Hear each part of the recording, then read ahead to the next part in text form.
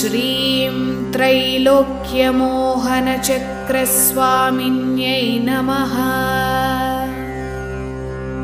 ॐ ऐं ह्रीं श्रीं सर्वशापरिपूरकचक्रस्वामिन्यै नमः।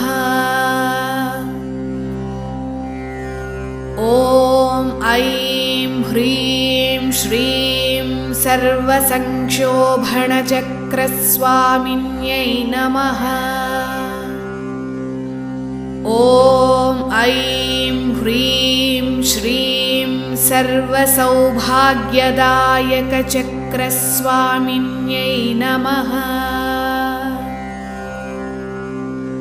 ॐ ऐं ह्रीं श्रीं सर्वार्थसाधकचक्रस्वामिन्यै नमः।